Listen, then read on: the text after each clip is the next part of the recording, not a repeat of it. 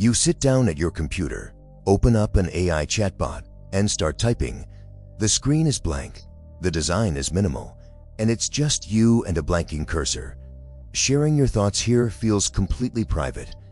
But imagine sitting at a coffee shop and a stranger walks up, reaches right across the table, and grabs your notebook, offering to organize your taxes or rewrite your company's secret recipe. We can react that white your screen. Beauty chat interface is so cool and quiet. Our brains instinctively treat like apply local docking, the no AC. But when you drop the bark, your sway file to a drive. You're sending a direct transmission to the company. This needs to the house in the wakati fui below degrees and what it never cost a to Henry. The chat box is open and well. Once wars go through it, you no longer have exclusive control over where they go next. The moment you hit send, your prompt leaves your laptop or phone. It travels through your local network and out into the broader internet. It lands here, inside massive, corporate-owned data centers filled with thousands of glowing servers. Often, those prompts are stored in company databases. To make sure the AI is being safely, human reviewers are sometimes hired to read through those stored conversations to monitor the system. Your text becomes training data, absorbed right into the AI model to help it learn. Because the system is constantly learning, it's possible for the AI to later spit out pieces of your original prompt to a completely different person. Most major AI tools have settings where you can ask them not to use your data for training. However, the vast majority of us never data into those venues to change the default permissions.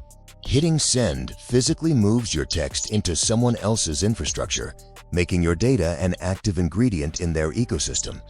Knowing how the data travels helps us set some firm boundaries. Let's start with the first rule of what to hold back: information that is not yours to give. This includes a patient's medical history, your company's customer databases, or personal details of your coworkers. Handing this kind of third-party data to a public AI tool can directly violate privacy laws. When people get you their personal information, they trust it to keep secure, not to show it with an unvet company. The Sikaru cars login and access information. The vreste IT passwords in security boken and the I that the right spike levi. The pre-C the private low size law. The potentially hands ratio and irising. The final is the confidentiality rich. This covers trade secrets, Unreleased financial reports, and anything protected by a non-disclosure agreement. Workplace secrets shall be used with professional versions of the tool, urban specific or inapproved via Cabez IQ. Violating any of these three rules transform a full potential into a massive security liability for both seeing and for decision. You can combine the mechanics and the rules into a single habit to use right before you click the send button. It's called the stranger test. Visualize a highly intelligent but entirely random stranger. Ask yourself, would you feel safe emailing this exact text to that person's personal inbox? If the answer is no, stop typing. You can strip out the identifying details to anonymize the data, or you can decide not to paste it at all.